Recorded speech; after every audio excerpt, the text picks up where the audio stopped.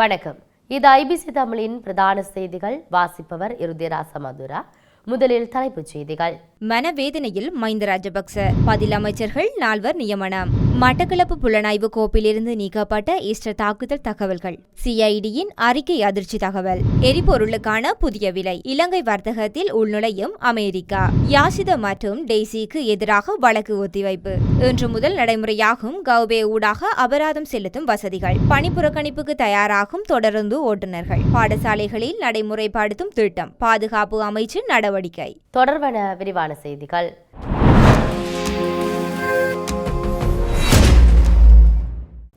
கடந்த அரசாங்கங்களின் போது அரசியல்வாதிகள் குற்றம் செய்திருந்தாலும் நீதிமன்ற தீர்ப்பு வருவதற்கு முன்பு அவர்களை குற்றவாளி என்று முத்திரை குத்துவது நியாயமில்லை என முன்னாள் ஜனாதிபதி மஹிந்த ராஜபக்ஷ தெரிவித்துள்ளார். எனினும் அரசியல் ரீதியாக பழிவாங்குவது நியாயமில்லை என மஹிந்த சுட்டிக்காட்டியுள்ளார். தமது உடல்நல குறைபாடுகளை பயன்படுத்தி சிலர் அரசியல் ரீதியாக பழிவாங்குவதாக அவர் கூறியுள்ளார். இதுபோன்ற தவறான தகவல்களை பொதுமக்கள் மத்தியில் வெளியிடுவது வருத்தமளிப்பதாக முன்னாள் ஜனாதிபதி மஹிந்த ராஜபக்ச தெரிவித்துள்ளார். ஜனாதிபதி அனுரகுமார் திசாநாயக்க மாலத்தீவுக்கு உத்தியோகபூர்வ விஜயம் மேற்கொண்டுள்ளதால் 4 அமைச்சர்களுக்கு 10 அமைச்சர்கள் நியமிக்கப்பட்டுள்ளனர்.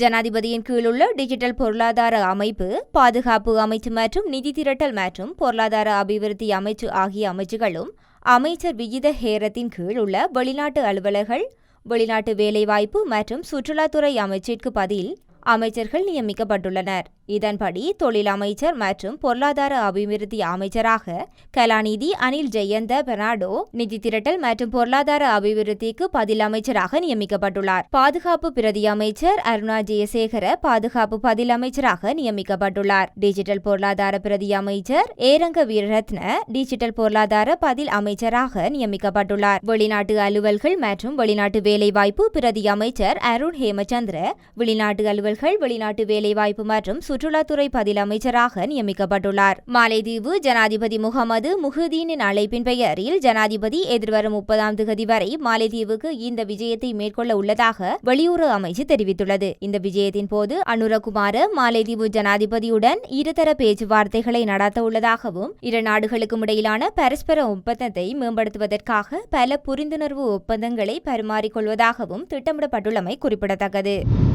மட்டக்களப்பு புலனாய்வு மற்றும் பாதுகாப்பு குழுவால் பராமரிக்கப்படும் தகவல் கோப்பில் இருந்து ஈஸ்டர் தாக்குதல் தொடர்பான பல முக்கிய தகவல்கள் நீக்கப்பட்டுள்ளதாக தெரிவிக்கப்படுகின்றது. குற்றப்புலனாய்வு துறையால் கொழும்பு கோட்டை நீதவான் நீதிமன்றத்தில் சமர்ப்பிக்கப்பட்ட அறிக்கையில் இந்த விடயம் குறிப்பிடப்பட்டுள்ளது. 2014ஆம் ஆண்டு முதல் வழங்கப்பட்ட புலனாய்வு அறிக்கைகளின் அடிப்படையில் ராணுவ புலனாய்வு துறை செயல்பட்டிருந்தால் ஈஸ்டர் தாக்குதலை தடுத்திருக்கலாம் என்று அறிக்கையில் கூறப்பட்டுள்ளது. வவுணதீவில் நவம்பர் 30ஆம் தேதி 2018 அன்று காவல் நிலையத்தில் கடமையில் இருந்த 2 போலீஸ் அதிகாரிகளின் கொலை செய்யப்பட்டிருந்தமை சஹாரான் ஹசீம் மற்றும் அவரது குழுவினரால் மேற்கொள்ளப்பட்ட இராணுவ புலனாய்வு துறைக்கு தகவல் கிடைத்துள்ளதாகவும், ஆனால் அவர்கள் அதை மூடி மறைத்ததாகவும் நீதவான் நீதிமன்றத்தில் சமர்ப்பிக்கப்பட்ட அறிக்கையில் தெரிவிக்கப்பட்டுள்ளது. இந்த தகவல் இலங்கை இராணுவத்தின் 3வது ஆயுத புலனாய்வு படையில் மட்டக்களப்பு புலனாய்வு மற்றும் பாதுகாப்பு குழுவிற்கு முகமது ஹலீல் முகமது மஹ்ஃபி என்கின்ற நசீர் என்ற தகவல் அறிந்தவரால் வழங்கப்பட்டுள்ளது. ஈஸ்டர் தாக்குதல் முன்னர் தகவல் தெரிவிப்பவர் சஹ்ரான் ஹாசி மற்றும் அவரது குழுவினரால் மேற்கொள்ளப்பட்டதாக இராணுவ புலனாய்வு துறைக்கு தகவல் கிடைத்ததாகவும், ஆனால் அவர்கள் அதை மூடி மறைத்ததாகவும் நீதவான் நீதிமன்றத்தில் சமர்ப்பிக்கப்பட்ட அறிக்கையில் தெரிவிக்கப்பட்டுள்ளது. இந்த தகவல் இலங்கை இராணுவத்தின் 3வது ஆயுத புலனாய்வு படையின் மட்டக்களப்பு புலனாய்வு மற்றும் பாதுகாப்பு குழுவிற்கு முகமது ஹலீம் முகமது மஹ்ஃபி என்கின்ற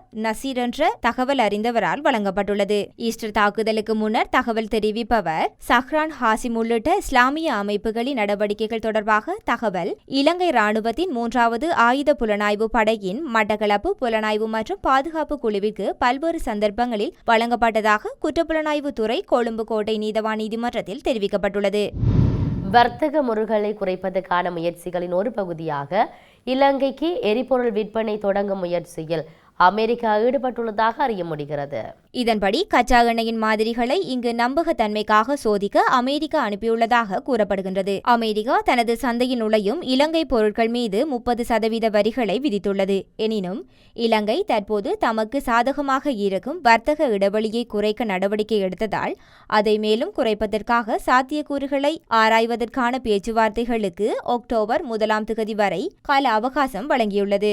இந்நிலையில் கச்சா எண்ணெயின் இறக்குமதி மற்றும் உற்பத்தி செலவு குறைப்பதாக இருக்குமாயின் அமெரிக்காவில் இருந்து எரிபொருள் வாங்குவதாக இலங்கை முன்மொழிந்துள்ளது. பின்னர் அமெரிக்காவின் உற்பத்தி செய்யப்படும் ருவு கச்சா எண்ணெயின் மாதிரிகளை இலங்கை கோரியிருந்தது. இது தொடர்பில் இலங்கை பெட்ரோலிய கூட்டுத்தாபனத்தின் தலைவர் DA ராஜகருணா மாதிரிகள் அனுப்பப்பட்டுள்ளதாகவும் ஆனால் இலங்கையை அடைய 2 வாரங்கள் அல்லது அதற்கு மேல் ஆகும் என்றும் கூறியுள்ளார். எனவே புதிய கட்டணங்கள் நடைமுறைக்கு வரும் என்று எதிர்பார்க்கப்படுகின்றது. அக்டோபர் 1 முன்னர் அமெரிக்காவுடனான எரிபொருள் வர்த்தக குறித்து இலங்கை எந்த முடிவையும் உறுதியாக எடுக்க முடியாது என்று அவர் கூறியுள்ளார். முறைகேடாக சொத்து சேர்த்த விவகாரம் தொடர்பில் ஜோசித ராஜபக்ஷவுக்கு எதிராக தொடுக்கப்பட்டுள்ள வழக்கு செப்டம்பர் வரை ஒத்திவைக்கப்பட்டுள்ளது. முன்னாள் ஜனாதிபதி மஹிந்த ராஜபக்சவின் மகன் யாசித ராஜபக்ச மற்றும் அவரது பாட்டி டெய்சி பாரட்ஸ் ஆகியோரும் எதிராக குறித்த வழக்கு தாக்கல்கள் செய்யப்பட்டுள்ளது. சுமார் 73 மில்லியன் ரூபாய் மதிப்புள்ள சொத்துக்களை முறைகேடாக பயன்படுத்தியதாக அவர்கள் மீது குற்றம் சாட்டப்பட்டுள்ளது. குறித்த வழக்கு இன்றைய தினம் விசாரணைக்கு எடுத்துக் கொள்ளப்பட்ட நிலையில் செப்டம்பர் 22 மீண்டும் விசாரணைக்கு எடுத்துக்கொள்ள கொழும்பு உயர்நீதிமன்றம் உத்தரவிட்டுள்ளது. மேல் மாகாணத்தில் இன்று முதல் செயலி மூலம் போக்குவரத்து மீறல் தொடர்புடைய அபராதம் செலுத்தும் வசதி அறிமுகப்படுத்தப்பட்டுள்ளதாக தெரிவிக்கப்பட்டுள்ளது. குறித்த விடயத்தை போக்குவரத்து, நெடுஞ்சாலைகள், துறைமுகங்கள் மற்றும் சிவில் விமான போக்குவரத்து அமைச்சர் விமல் ரத்நாயக்க தெரிவித்துள்ளார். மேலும் இந்த விடயத்தை வெற்றிகரமாக்குவதற்கு தேவையான அதிகாரிகளும் பயிற்சி அளிக்கப்பட்டுள்ளதாகவும் இன்று போக்குவரத்து காவல்துறை அதிகாரிகள் 1000 பேருக்கு கையடக்க தொலைபேசிகளை வழங்க திட்டமிட்டுள்ளதாகவும் அமைச்சர் குறிப்பிட்டுள்ளார். டிஜிட்டல் விவகார அமைச்சின் வலுவான அர்ப்பணிப்பு காரணமாக இந்த திட்டம் மிக விரைவாக ஆரம்பிக்க முடிந்ததாகவும் அமைச்சர் இதன்போது தெரிவித்துள்ளார். அடுத்த சில மாதங்களில் ஏனைய காவல் நிலையங்களுக்கு கையடக்க தொலைபேசிகளை வழங்க எதிர்பார்ப்பதாகவும் அமைச்சர் குறிப்பிட்டுள்ளார். இது தொடர்பாக டிஜிட்டல் அமைச்சினால் காவல்துறை அதிகாரிகளுக்கு பல பயிற்சிகள் திட்டங்கள் வழங்கப்பட உள்ளன. மேலும் இந்த செயல்முறை அக்டோபர் 4 முன்னதாக மேல் மாகாணத்தில் முழுமையாக செயல்படுத்தப்பட வேண்டுமென்று அமைச்சர் விமல் ரத்நாயக்க தெரிவித்துள்ளார். இதேவேளை மத்திய ஊவா மற்றும் சப்ரகமுவ மாகாணங்களில் வீதி பாதுகாப்பை அதிகரிக்க விசேட திட்டங்கள் ஆரம்பிக்கப்பட உள்ளதாகவும் அமைச்சர் குறிப்பிட்டுள்ளார். 2025 தொடக்கம் 2026 ஆண்டுக்கான போக்குவரத்து அமைச்சினால் தயாரிக்கப்பட்ட 85 அம்சர் செயற்றிட்டங்கள் அடங்கிய புத்தகம் இந்த நிகழ்வின் போது பொதுமக்கள் பாதுகாப்பு அமைச்சர் ஆனந்த விஜயபால மற்றும் டிஜிட்டல் பொருளாதார பிரதி அமைச்சர் ஏரங் வீரரத்ன ஆகியோருக்கு வழங்கப்பட உள்ளமையும் குறிப்பிடத்தக்கது. தொடர்ந்து ஓட்டுநர்கள் நாளை நள்ளிரவு முதல் 48 மணி நேர அடையாள புறக்கணிப்பில் ஈடுபட தீர்மானித்துள்ளதாக தெரிவிக்கப்பட்டுள்ளது.